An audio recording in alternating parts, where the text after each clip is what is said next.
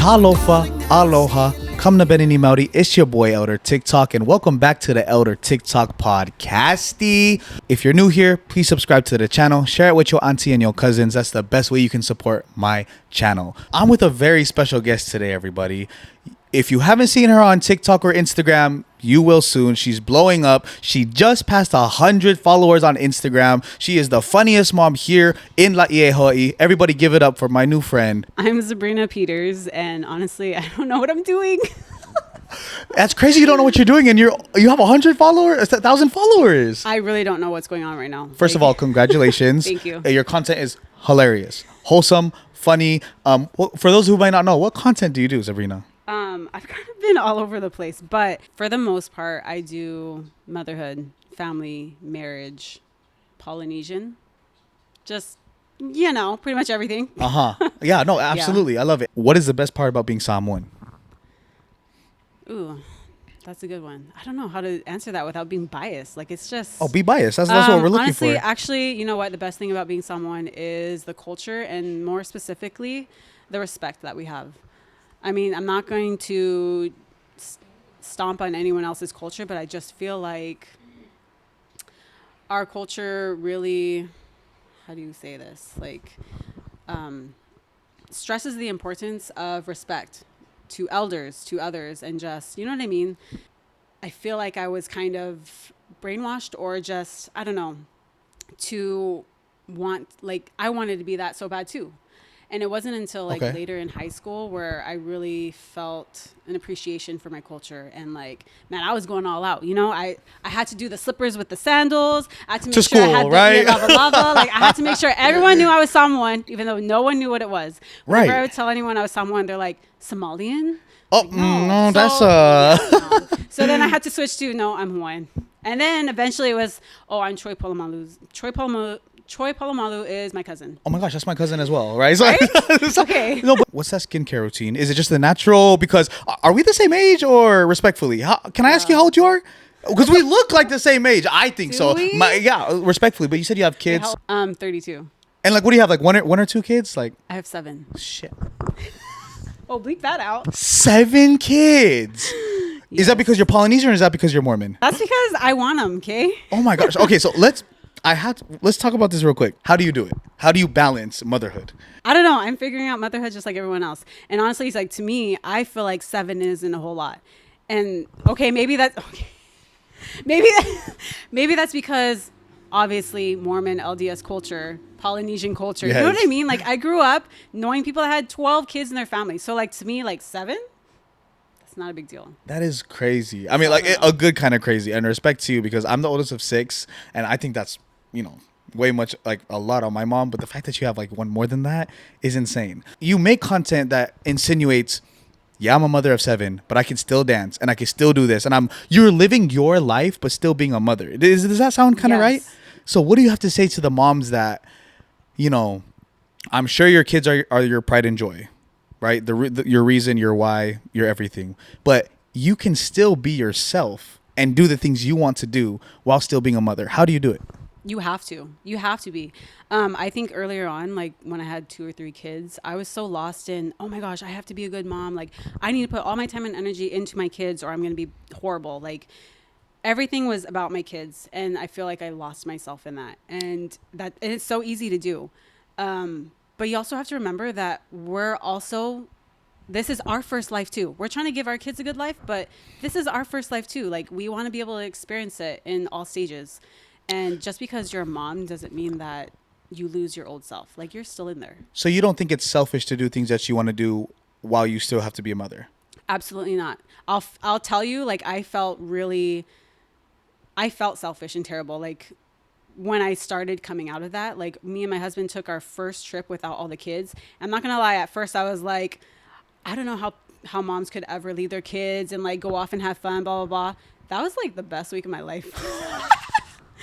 It was, and I needed that. Me and my husband just needed that time to connect and have time without kids, and just remember who we are as a couple and as individuals. See, and there's a reason why I wanted you to come onto the podcast today, because there are certain things that I would love to talk about, but because I haven't experienced them myself, I feel like there's other people that have a more powerful voice and that it'll resonate with more people, if that makes sense. Yeah. You know what I mean? There's a lot of things in the Polynesian culture we like to sweep under the rug. Yes or no? Oh, absolutely. Right? Do you think that's healthy or no? No. We Definitely not. We don't talk about mental health. We don't talk about anxiety. We don't talk about depression. I'm really hesitant to ask you this, but I really hope we can have a good chat about it if you're open to talking about it. Do you think there's a problem in the Polynesian culture when it comes to, and fair warning, this we're going to talk about this today, when it comes to sexual abuse? Oh, absolutely, 100%. I experienced it myself. Can we talk about it a little bit or no? I'm an open book. Okay, because I love to share it. Sexual abuse is never tolerated, in my personal opinion. It shouldn't be for anybody as well. But when it comes within I'm getting nervous talking about it. I'm sweating because no one wants to talk about the sexual abuse that happens within our own families, Sabrina. Do you know what I'm saying? Yep. So, and you just admitted you've experienced it yourself. Do you mind if I ask you a little bit about that experience? Go ahead. Okay. Are you telling us that you experienced sexual abuse from a family member? From 2 family members. Okay. Can you just tell us your story about that? Okay. So growing up, at first it was just me and my mom, and my mom needed help. Like, she was working 3 jobs. I would stay in after school programs or at friends' houses. And then there would get to a point where like she would need to call a relative in to, and it's not uncommon to call a relative in to come stay with you. No. And this relative, like, I'm not going to name any names. You don't have to at all. Never. Yeah. No. This relative came and stayed with us, and he was just, because I didn't have my dad there at the time, like, he was a father figure for me for sure. And sorry, let me backtrack. Before that, I also had experienced stuff with cousins. So, hey, all cousins running around, like, that's, you love to see that. You love to see that. Yes, absolutely. And, like the parents, they're hanging out, doing their own thing. The kids are off doing their own thing. But sometimes things can happen when, they're not under adult supervision. Yeah. And something that just like could be playful. One inappropriate touch, like, or what am I trying to say? Something that can start out as innocent can just easily like turn just like that. I just remember all of us cousins were in one room watching WWE, because what else do you do as a freaking 4 or 5-year-old? Okay.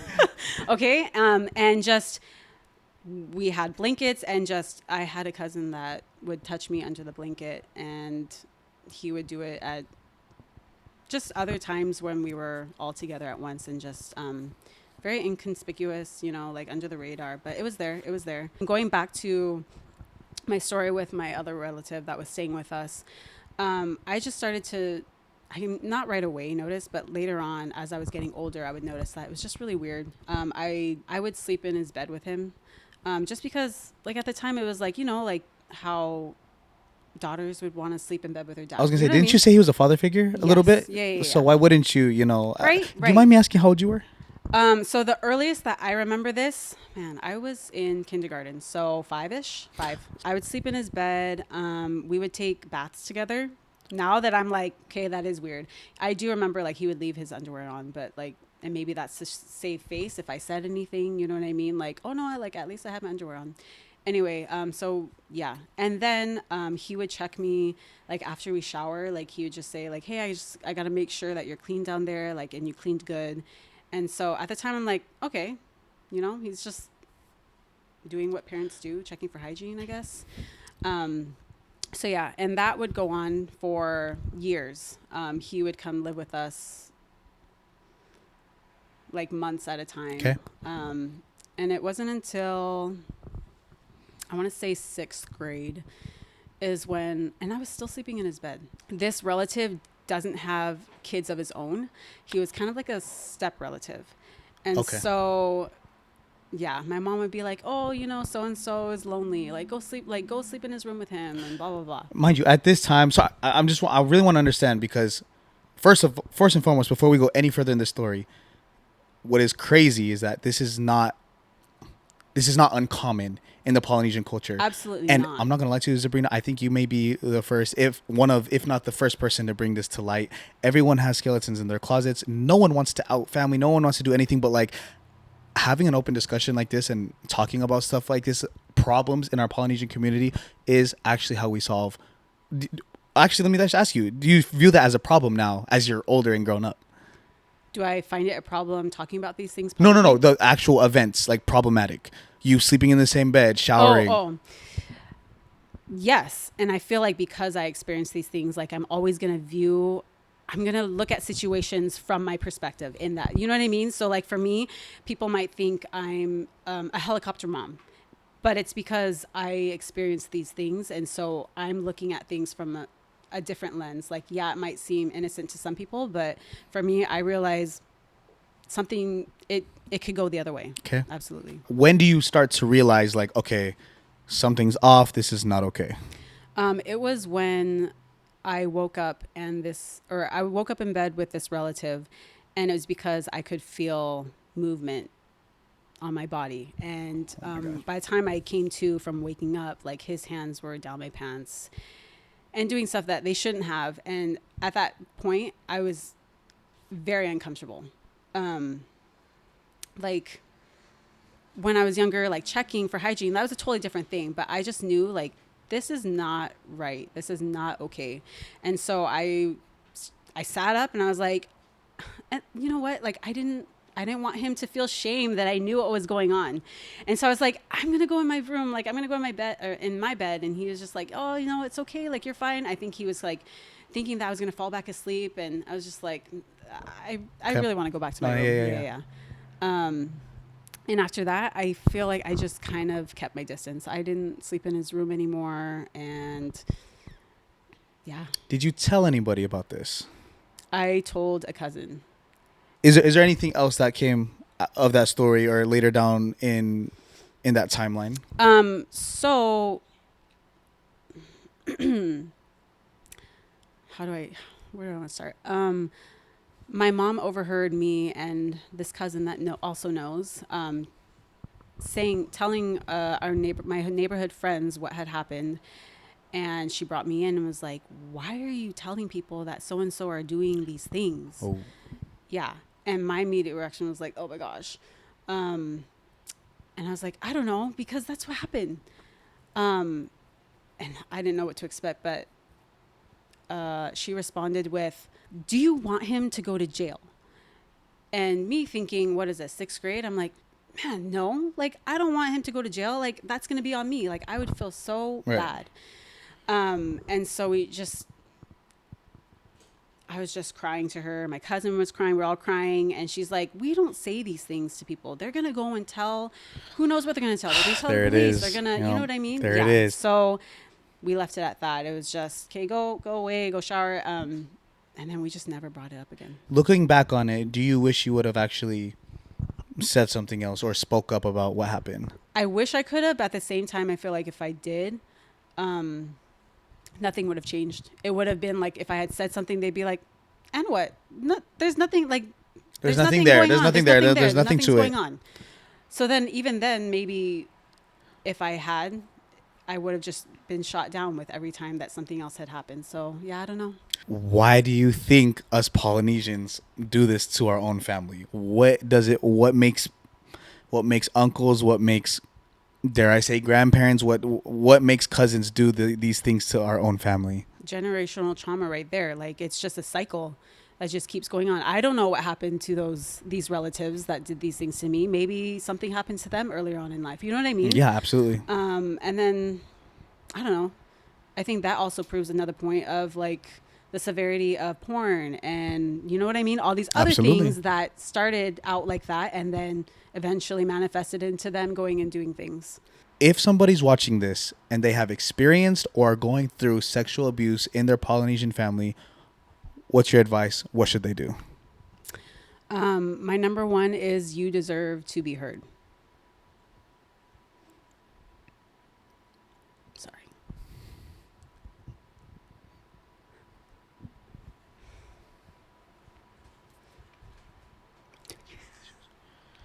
We want to approach this topic with sensitivity. We want to approach this. We want to approach this topic with sensitivity, with respect. So I would really encourage anyone listening right now to just stop what you're doing, pay attention, because as a victim, let's just call it what it is. As a victim of sexual abuse, Sabrina is kind enough to offer us some of her insight of what we can do to make it better. You deserve to be heard. Too many of us are silenced, and especially with Polynesian culture, you know, there's that, what is that? That thinking, or there's that thinking where there's that stigma that, you know, you gotta keep the family name. What is it? You gotta save face for your family. Like, you don't ever want to ruin your family's reputation. You don't want to, you know what I mean? Drag out your family name. People are going to know, like, you constantly got to have this front that basically your family is perfect. And let's be real, no one's family is. But you deserve to be heard, because it's crazy the amount of people that have reached out to me saying that. And I don't know why I have the honor of being able to hear their story first, but they're sharing.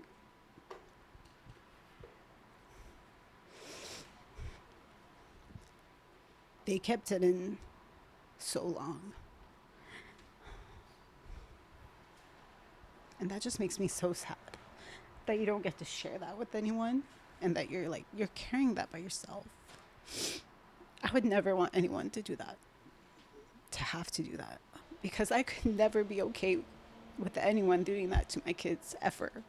And so for me, it's like, am I not more important than the family name? But you know what? That's common. I've had a lot of people that say they got the similar responses when they tried to come out. And to those people, I want to say, who cares? You spoke your truth. If they're not willing to listen or hear you out or accept that, that's on them. That is absolutely on them. Right now, I just want to validate your feelings and your decision to bring things to light. The biggest problem in Polynesian culture right now is we're not talking at all. Generally, we sweep everything under the rug, from sexuality, mental health, sexual abuse. This is why I love talking and I love voicing opinions, is because that is how we're going to solve problems moving forward, is talking. I'm going to tell you this right now. We need you to be strong, and you're now an advocate for people that have gone through sexual abuse. And had you not had voiced and brought stuff to light, all those comments, all those messages you've received that you've gotten, they wouldn't have happened, right? So I don't know if it was God that you believe in. I don't know what it was that compelled you to speak up, Sabrina. How many other people are speaking up about their abuse story? I can't think of a lot, right? You're honestly the first one. So from Elder TikTok to you, I don't know if you plan to keep being a voice for the voiceless, but I want to agree with what she said, and I back up what she said 1,000%. You are more important than your family name. Point blank, period, right? Period. Excuse my French, fuss the reputation, fuss the image, right? It's not worth your health. It's not worth your physical or spiritual well-being as well. So I just wanted to validate everything that you just said. Thank you. No problem. So when it comes to love, when I need someone to trust,